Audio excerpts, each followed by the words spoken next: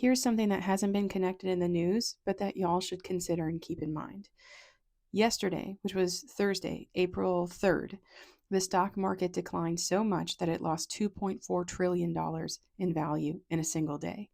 Market Watch is reporting that since Trump was inaugurated on January 20th, the stock market has lost in total $9.6 trillion in value. And if you have a 401k, if you have a private retirement savings account that's vested in the stock market, this has been a scary couple of days because you are seeing your savings and the returns that have accrued from that investment being wiped out. But with the connection that's not being made, but should be required on days like this, is that your Social Security benefits are just as strong today as they were the day before that, and they were the day before that, and the months before that. There is a reason why Social Security is designed the way that it is, and days like today, weeks like this one, are a reminder why we don't invest this money. You'll hear so many people tell you Social Security is a waste. I could get a better return if I invested it in the market. Well, $9.6 trillion later, Social Security is just as reliable as it ever was. We put a crowbar between the investment market, the stock market, even the labor market, and the broader economy in general. Social Security is a steady payout. It's based on your past earnings and contributions.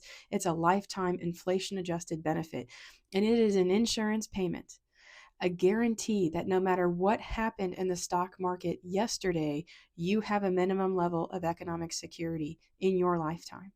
Your retirement will have some basic standard because no matter what happens to the stock market, Social Security will be there with that minimum. It's why the two don't meet. It's why the two don't touch.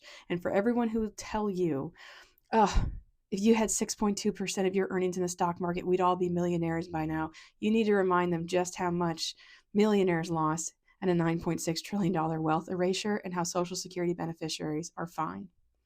One of the worst years in U.S. economic history was 2008 and 2009, the 2 years of the financial crisis, the foreclosure crisis, and its aftermath. It hit so many Americans so hard. And in both of those years, the poverty rates among the elderly went down. Because even as the U.S. economy is at its weakest and ugliest, Social Security is as strong as it's ever been. Because that's how your insurance payment works. So the next time someone tells you, I'd be better off investing, ask them how well they did on Thursday, April 3rd, and if they were really better off that day. I'm sorry if you lost value in your 401k in retirement. I certainly lost value in mine, but the peace of mind that all of us have is Social Security. And that's exactly why it's set up that way.